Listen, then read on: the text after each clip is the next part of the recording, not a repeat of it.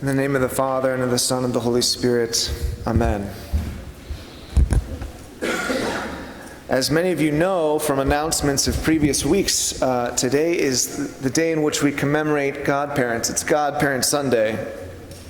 And so I wanted to take a few moments to kind of reflect on what it means to be a godparent, briefly discuss its historicity and the significance of what it means, the spiritual reality of what it means to be a godparent. Because I think sometimes we forget the immense significance it has. Before, just FYI, as I kind of talk about being a godparent, there's two types of godparents. There's a godparent for an infant, and then there's a godparent for an adult. What I'm kind of focusing on is for an infant, because a lot of what I have to say, adults kind of take into their own power. And you'll kind of understand what I mean as I get into this. So just keep that in mind. I just want to touch first a little bit on the history of godparents. A lot of people don't know that godparents have been a part of our church since the first century. And so it's been, people have been witnesses and sponsors for the person being baptized.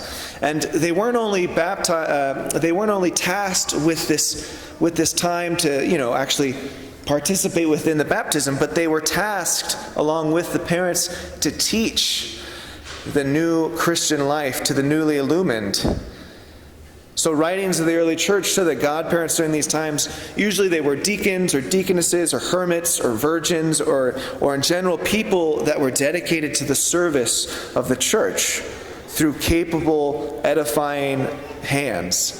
And so, as we brought these people into the church, as the church formed, the church gave people, these newly illumined, these strong witnesses of faith in their life.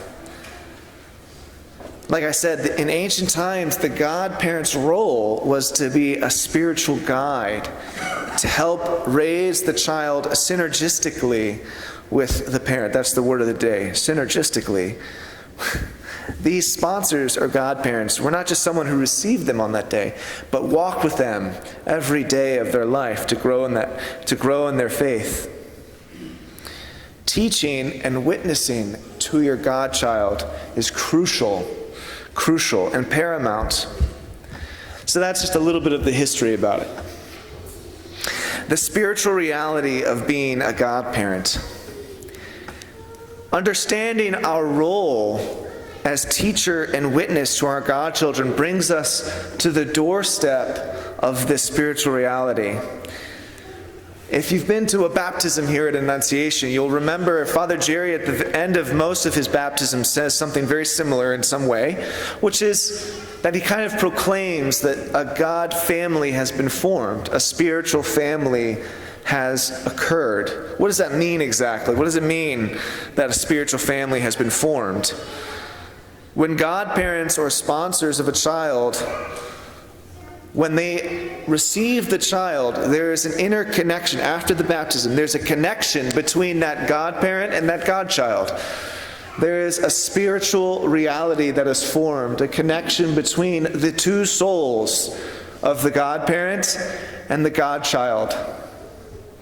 The fathers of the church say that children that we baptize, or adults, but children that we baptize, we will be responsible for on the judgment day. So we will not only be accountable for our actions, but we'll be accountable for our godchild's actions.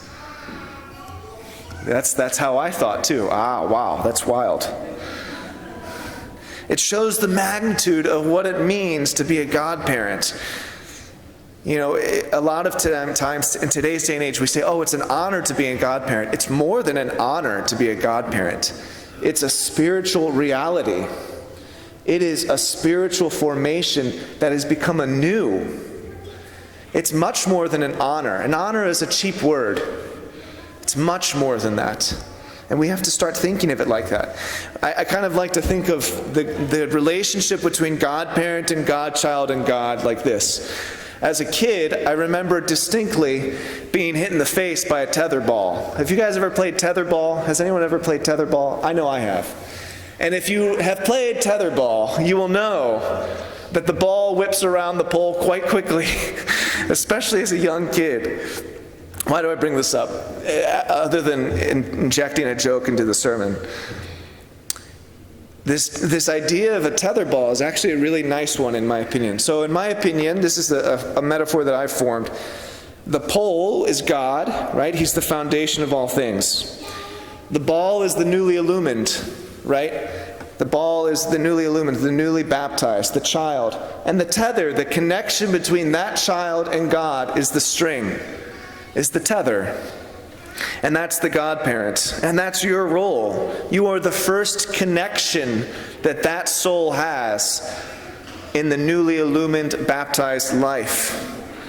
You are the connection, the foundation between that child and God.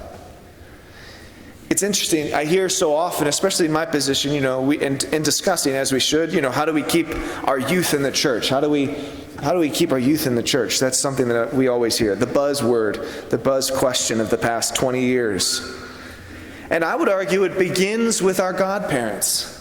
It begins with our godparents because that's the first connection of that child, of that soul to the church, of that soul to Christ. So many people search and tarry, ebb and flow in life. They go along with the mainstream fad or the trend that is occurring, and they veer from life, right? Just like a tetherball will veer farther and farther away from the pole. St. Nikolai comments on this idea of veering farther and farther away. St. Nikolai Velimirovich, he says, "Lo, you are nothing by yourselves alone. You are like a dream separated from the dreamer. As when smoke drifts over the lake and its shadow dances in the water, so is your life also an empty and non-existent dancing of shadows when it's disconnected from God, when there is no tether to the pole." What type of connection are we providing for our godchildren? Are we feeding this connection, or are we letting it wither away? Are we reinforcing and constructing this connection between our godchild and God? Or is it fraying and growing weaker as the years go by? It's a question that we all have to ask, myself included. Which leads me to the last question, and probably the most important question, which is, how do we strengthen that connection between our godchild and God? It's not a one-time act. You don't baptize the child and the connection's all good, we're all set. It's a continual connection. It's a continual process. How do we strengthen it? First and foremost, you strengthen your connection to Christ, your witness to Christ, your light of Christ. The most important thing you can do for your godchild is be a witness to your godchild. If we're not witnessing the faith, how can we expect them to live in it? Talk about hypocrisy. It doesn't make sense. It makes no sense. So be a witness, be a light. Second, and very, very important, pray for your godchild. Every night, pray for your godchild. Just like a parent prays for her children, so a godparent should pray for their godchild. It's very important that we remember them. There's an understanding in the Orthodox Church that we come to the Panagia because she has such a strong connection to God. She has such a strong connection to God. In the same way, it's said that a mother's prayer is very effective for her children. That's the same reality with godparents and godchildren. It's the same reality. It's the same connection. You are formed in a spiritual family. Take advantage of that. Don't let it wither away. Hold true to this connection that you have. Take advantage of the ear of Christ that you have through this connection. And finally, very simply, but really beautifully, You know, one of my greatest joys in going home, when I do go home to Virginia Beach, is my godchild, Philip, is there. I have two, but one of them is in Virginia Beach. And when I go, I try, before I was ordained, I would try and take, his name is Philip, I would take Philip to communion.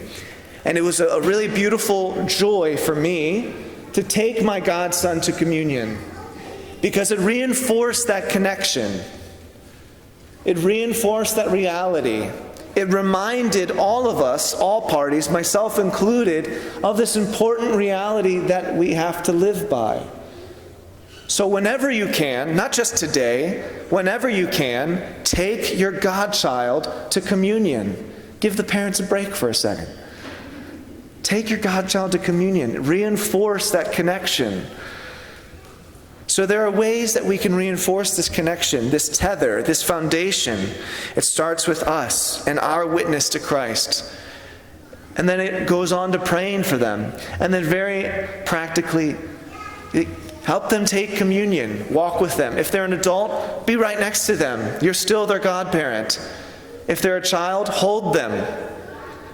Help them, remind them of who you are in their life. Let it be a metaphor that you'll always be in communion with Him. Not just a metaphor, a reality. So today, when we remember what it means to be a godparent, keep these things in mind. And remember that this connection is what's most important. What tether are we creating for our godchildren? May God give us strength to strengthen this connection. God bless you all, and God be with us. Amen.